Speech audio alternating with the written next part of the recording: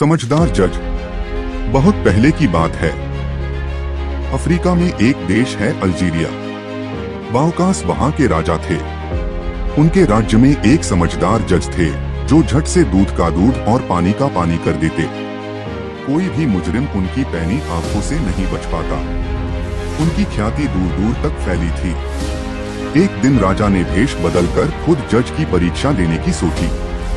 वो घोड़े पर सवार होकर जज के शहर की ओर चले। शहर के मुख्य दरवाजे पर उन्हें एक अपंग भिखारी दिखा। राजा ने उसे कुछ पैसे दिए। भिखारी ने राजा से विनती की, मैं चल नहीं सकता, कृपा मुझे अगले चौक तक छोड़ दें। राजा ने भिखारी को घोड़े पर बैठाया। शहर के चौक पर पहुंचने के बाद राजा ने भिखारी से उतरने को कहा। तुम उतरो, यह घोड़ा तो मेरा है, भिखारी ने दावा किया। देखते देखते वहां पर लोगों की भीड़ इकट्ठी हो गई। घोड़ा किसका है इसका निर्णय जज साहब ही करेंगे, लोगों ने कहा। राजा और भिखारी जज के पास गए। कचहरी में काफी भीड़ जमा थी। जज लोगों को बारी बारी से बुला रहे थे। सबसे पहले जज ने एक लेखक और किसान को बुलाया। उनके साथ एक महिला भी थी। लेखक और किसान दोनों उस महिला के अपनी पत्नी होने का दावा कर रहे थे। जज ने दोनों पक्षों की दलीलें सुनकर कहा, महिला को आज यहीं छोड़ दो और कल आओ।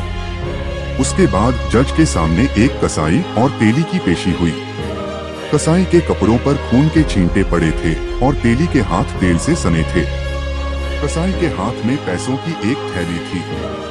दोनों पक्ष उस थैली को अपना बता रहे थे। जज ने कुछ देर सोचकर कहा, पैसों की थैली यहीं छोड़ दो और कल आओ।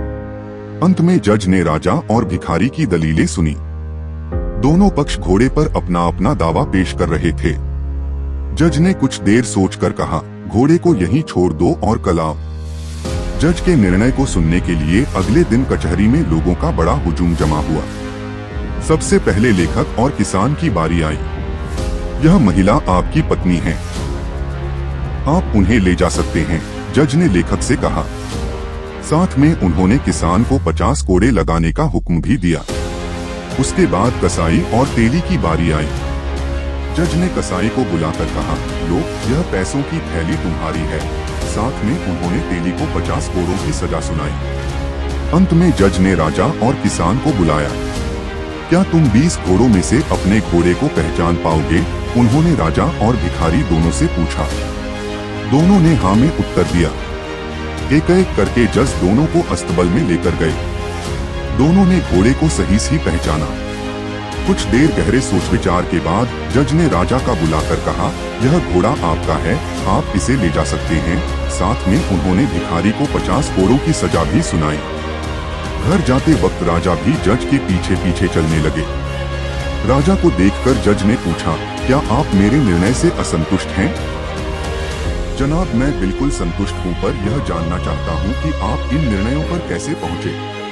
काफी आसान था, जज साहब ने मुस्कुराते हुए बोले। सुबह सुबह मैंने महिला से दवात में स्याही भरने को कहा। महिला ने इस काम को बड़े करीने से अंजाम दिया। इससे मुझे लगा कि वो लेखक की पत्नी ही होंगी। जहाँ तक पैसों की थैली की बात है, मैंने सोते वक्त सिक्कों को एक पानी के बर्तन में डाल दिया। सुबह देखा तो पानी में कोई तेल नहीं दिखा। अगर तेली के पैसे होते तो पानी पर जरूर कुछ तेल तैरता। इससे लगा कि पैसे कसाई के होंगे। घोड़े का मामला जरूर कुछ पेचीदा था।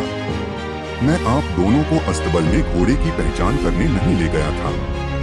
दरअसल मैं देखना चाहता था कि घोड़ा आपको पहचानता है या नहीं। जब आप घोड़े के पास गए तो घोड़े ने अपना सिर हिलाया और गर्दन आपकी ओर घुमाई, पर भिखारी को देखकर घोड़े ने अपनी एक टांग ऊपर उठाई। इससे मुझे स्पष्ट हुआ कि आप ही घोड़े के सही मालिक होंगे। फिर राजा ने जज से कहा, मैं राजा बाउकास हूँ। मैंने आपके इंसाफ की बहुत तारीफ सुनी थी। मैं उसी की पुष्टि के लिए आया था। आप वाकई एक काबिल न्यायाधीश हैं। आप मुझसे जो पुरस्कार मांगेंगे वो आपको मिलेगा। मुझे कोई इनाम नहीं चाहिए, जज ने नम्रतापूर्वक कहा। राजा की प्रशंसा ही मेरे लिए सबसे बड़ा तोहफा है।